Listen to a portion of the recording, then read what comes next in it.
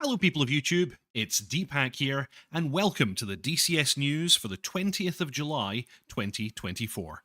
I hope you all enjoyed that, my most recent video in my series on the Kiowa Warrior, this time demonstrating the use of the air-to-air Stinger missiles. So that was a bit of a laugh. I think that's us basically covered all of the weapons in the Kiowa at this stage. However, there's lots of other cool stuff that we can play around with, like the data link and the self-protection systems. So we'll probably do some videos on those next. Welcome to the stream, Tea Kettle Barbecue, Tog, Eagle Wings, Frantic, Pink Floyd, Mr. Yeti, JP Gibbons, What Ho? Anyone joining from Riyadh? Hello, people. Yes, Frantic. Tog, had it for years, Frantic. Still just haven't had time to install this week or hell right before school starts for daughter. Seanam81, welcome to the stream. Great to have you all aboard as always. If you haven't already, please subscribe, like, and comment. It's a really big help to me and to the channel. And without any further ado, let's jump straight into the Eagle Dynamics newsletter for this week.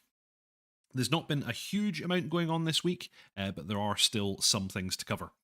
So we start off with the DCS CH-47F is almost ready for early access release. We've been using the additional time to fix issues and provide additional functionality, create more content, and test. With the hook nearing early access release, we're in the process of creating instructional videos, the first of which is an introduction and simple start procedure, CH-47F, introduction and cold start tutorial. We actually covered this one last week. As we're now on short finals, don't miss the opportunity to take advantage of the 30% savings during the pre-order phase. We're currently developing a new variant of the AGM-12 Bullpup air-to-surface missile, as well as the GBU-8 Hobos guided bomb. Please read the details below. Just out the corner of my eye, I saw that Frantic has gifted another 10 Deep Hacks ground crew memberships. So thank you very, very much, Frantic. That is extremely kind of you. I know that you're probably just trying to make my voice give out as I read out all of the names at the end of the video, but I appreciate you nonetheless. Thank you very much indeed. Oh dear. Okay, yeah, Frantic. Tog, be good to get you useful in the VAF. Well, Tog is useful in the VAF whether he does combined arms or not, in my opinion. Alrighty, so continuing, we have extended the DCS summer sale till the 21st of July 2024 at 1500 GMT. Please make sure you take advantage of these final summer savings this weekend and grab yourself up to a 50% discount across most of our aircraft, terrains, campaigns, and more. Thank you for your passion and support. Colin Kelly, welcome to the stream. Tech Gaming 45, welcome. Tog, I've always been useful. Without me, the World Crisis channel would be almost exclusively false posts and certainly wouldn't get as much perspective on events. I think that's very true. Very, very true. Anyway, DCS 2.9.6 update and the CH-47F status. The comprehensive update introduced significant new content and changes across the platform. Based on the feedback and bug reports, we have been able to identify some key issues that we're working diligently to resolve in a hotfix and before launching the DCS CH-47F. This includes, but is not limited to, issues that some of you may have encountered with the new launcher, multiplayer dynamic spawn, VR quad view support, controllers, and the module manager. Stay tuned for more news coming soon. Wow, Chandler Hedgevald also gifted an additional 5 subs. Thank you very much indeed. That is extremely kind of you. Wow, this is great. Thank you very much indeed. Jesus, indeed, as Tog says. In the meantime, please make sure to check out the introduction and cold start video by Matt Wagner. His channel, of course, is great, lots of really good content. To best understand what the DCS CH-47F early access release will entail, and to get you started on learning this aircraft, we have released a draft of the early access manual. Enjoy. And actually, they give a link to that directly here in the newsletter, and here it is, a 10 megabyte download. You can grab this and take a look at the manual. Looks like it's going to be pretty interesting. We already have things like the startup procedure and so on here, which is actually covered in Matt Wagner's video, and some information about the multifunction displays. So, yep, very, very cool. This is a nice thing to be looking at. Ah, thank you very much, Samantha. Thank you. Looking good. Oh, yes, I do try. I do try. Wannabe, hello, Deepak. Thank you. Thank you very much. Welcome to the stream. Good to have you all aboard. Remember, subscribe, like, and comment. Tog, I think that we'll get deep to play RimWorld this week. Well, if you speak very nicely to me, then I might be able to do so. And yes, of course, Frantic, very, very excited to see us play some Tarkov again. It's normally himself who's there with me. And actually, recently, I've been doing rather well. I've been surviving, unlike my huge, so that's good. In the past, it was kind of quite common to need to actually switch to the death cam and watch Frantic play for a little while instead of me, which is very sad. Ask Deep to live stream. Yes. Yeah, absolutely. If people are interested in seeing a bit of RimWorld, then I can definitely stream some of that. It's been ages since I played that game, but it's super fun. And it has some really, really detailed systems in it. So, yeah. Yeah. Moving on, weapons development progress. AGM-12 Bullpup. The Bullpup was one of the first mass-produced guided air-to-surface missiles and entered service before the Vietnam War. It was a manual command line-of-sight or MCLAWS missile, which meant that the guidance was provided by the pilot through manual steering inputs. This, as an aside, this must have actually been a really difficult thing to do without crashing the plane. So, yeah. It's probably quite a difficult thing to do and to maintain concentration. DCS currently features 3 variants of the Bullpup: the AGM-12A, the original 1958 variant for the Navy, with a 250-pound warhead and an Aerojet Mark 8 solid motor, initially designated ASMN-7. AGM-12B, the 1960 improvement, with a Thickall LR-58 liquid rocket motor, and this was a US Navy and a US Air Force model, and a 1964 derivative with a much larger warhead and an LR-62 liquid rocket motor, the AGM-12C. 3D models were provided by Heat Blur Simulations, the one and only. All variants of the AGM-12 featured a canard cruciform aerodynamic configuration and a bang-bang steering system, stabilized through a 500 degree per second roll rate. In addition to the engine nozzle, the rear of the missile included a pair of tracking flares that burned with an increasing intensity over time to improve the controllability of the missile. The bang-bang canard steering was modulated. Effectively, the canards deflected in short pulses, whose length and frequency depended on both the angle of deflection and the rate and duration of the stick was moved. A basic form of auto-trim was also used. By the way, this is basically the same system that's used on earlier versions of the Paveway bombs. They also steer this way as well. Wannabe, I love your stream of YouTube. My Das Chandro has 5 subs to send you. Excellent. Thank you very much indeed. Tog, besides you and Frantic, could try out the multiplayer mod together. I've actually been thinking about trying that. My brother plays a little bit of RimWorld, and I did mention it to him. We'll see. Yeah. Now, RimWorld is super good. Well worth a look.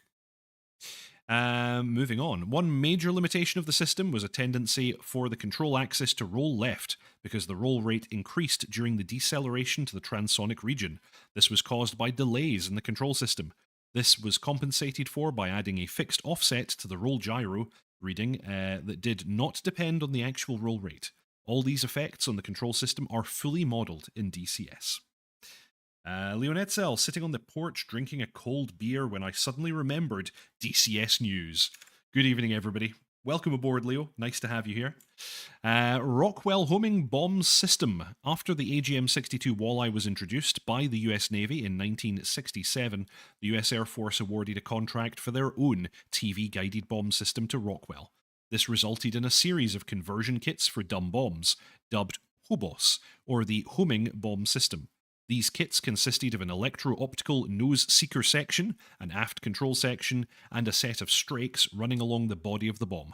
The seeker and guidance used were similar to those on the AGM-62 and AGM-65, and it required the pilot and Wizzo to align the aircraft with the target using the seeker video feed and lock onto the target contrast before release, proving to be difficult in practice. I believe we already have this one actually in the F4, and I've played around with it a bit, and it is indeed a little bit difficult to employ well.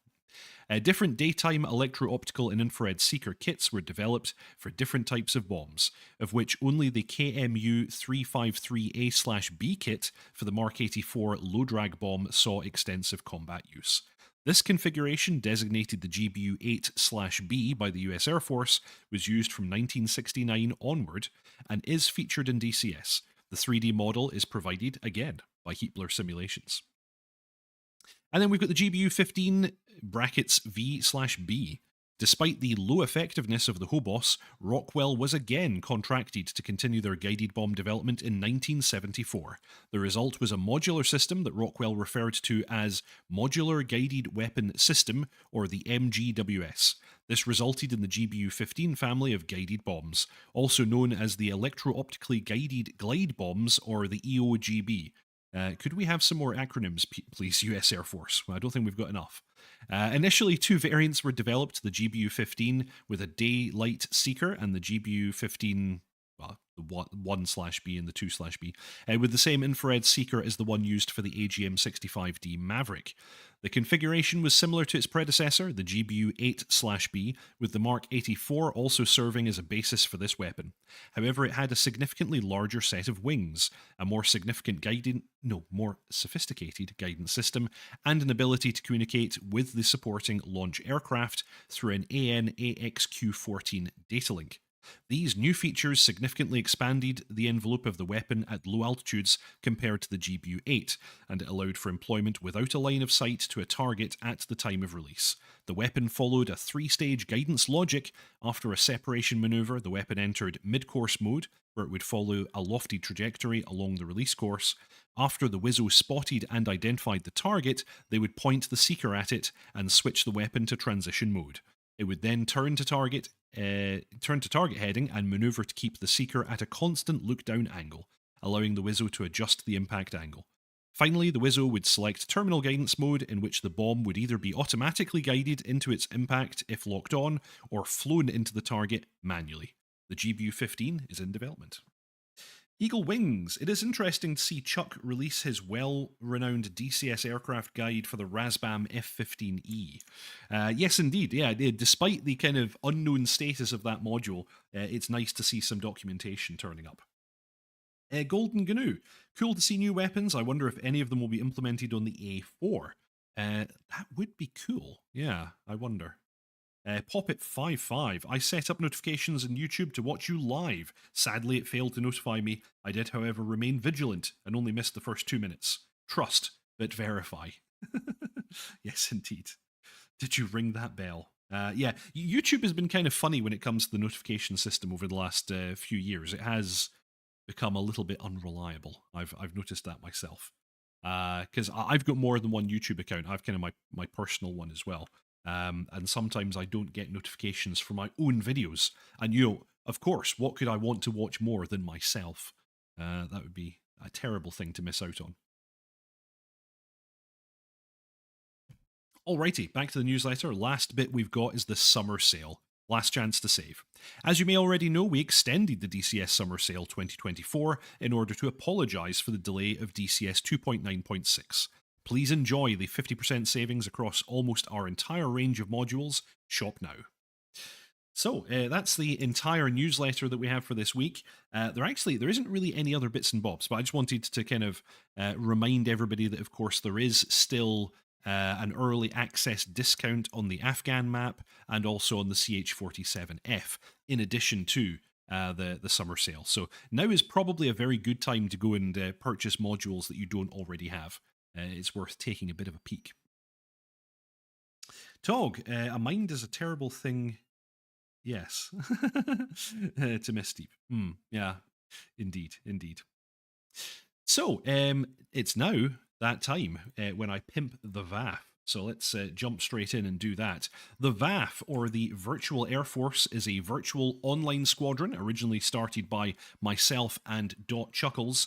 We're based in the EU region, and we're flying every Tuesday and Thursday at 8 p.m. UK time.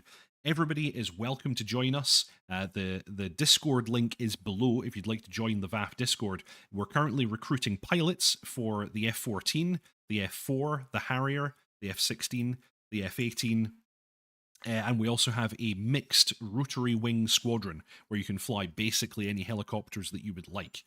It's a lot of fun, really, a bunch of great people in the squadron, well worth joining. We're looking for new pilots, radio operators, mission makers, scripters, livery makers. Everybody is welcome, whether you fly with us or not. Go ahead and click that Discord link below and come join the Virtual Air Force. And of course, if you join the Virtual Air Force, you should very much consider joining the best squadron in the Virtual Air Force, which is 3 Squadron, who fly the Harrier, and I just happen to be squadron leader of 3 Squadron. So keep that all in mind.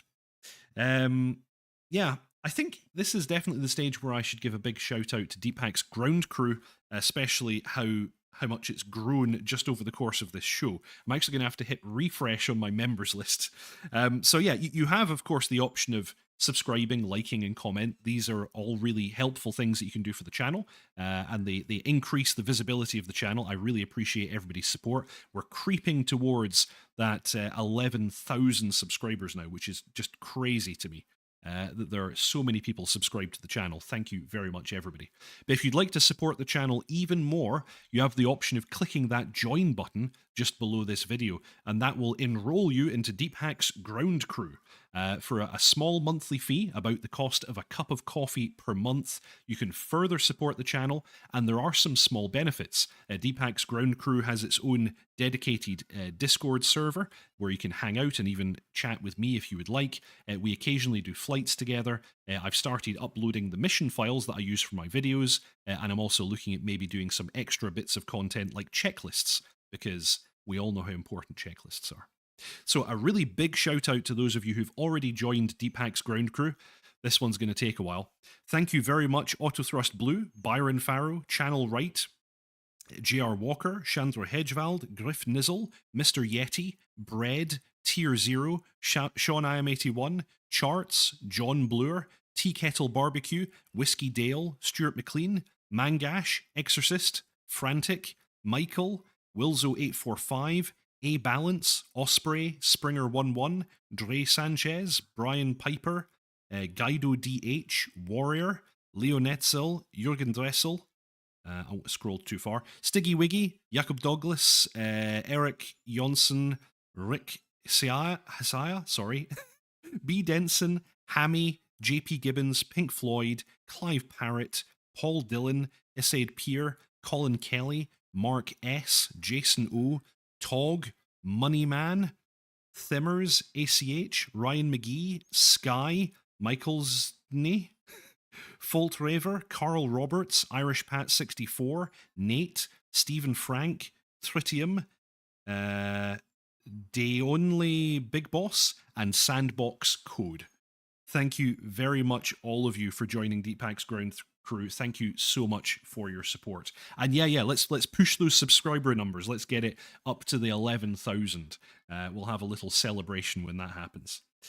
Leo Netzel, the bullpup is similar as the RB05 and the Vigan. Very difficult to get it on target in track IR, although haven't tried in VR though. Yeah, I think you're absolutely right. It is basically an RB05, just made by Rockwell instead of made by Saab. Has anyone else said anything exciting?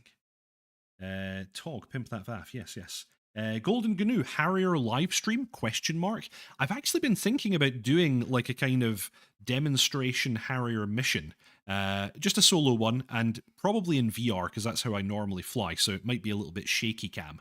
But yeah, I've been thinking of doing like a launch from the boat, maybe do some tanking, which I'm terrible at, do a strike, come back to the boat, do a Case 1 arrival and a vertical landing, which might look pretty cool even in VR. So we'll see.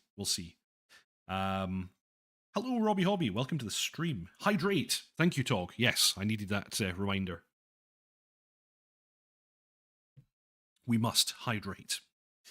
Coffee is expensive these days. Shortest DCS news yet. Sadness from Tog. It's in the middle of the summer. Things do tend to slow down a little bit, and we have, of course, had some delays. So, the Chinook is going to be a little bit longer, although they are suggesting it will be quite soon. Zatharus, welcome to the ground crew. Thank you very much for hitting that join button. Welcome. I'll repost the ground crew Discord link for the members in a post on YouTube shortly, if anyone hasn't seen it recently. A Golden Gnu, that would be super cool. That's excellent. Okay, so yeah, if anyone would like to see a kind of example Harrier mission from the first person, then I will put that together. Harrier is still my favorite module. Despite everything that's going on with Razbam. I really like the Harrier, and it's a solid module. It still works just fine. Alrighty. So yeah, you're quite right. It is sadly one of the shortest ones we've had recently, but there's just not that much going on this week. But I've been Deepak. I post a new tutorial video every Saturday at 6:30 p.m. UK time. Currently, the series is on the Kiowa Warrior. There will be more stuff to see in that one. And that's always followed by the DCS news, which just happens to be this thing, what you're watching right now. Thank you all very, very much indeed for watching. Fly safe, and I'll see you all next time. Ta-ta.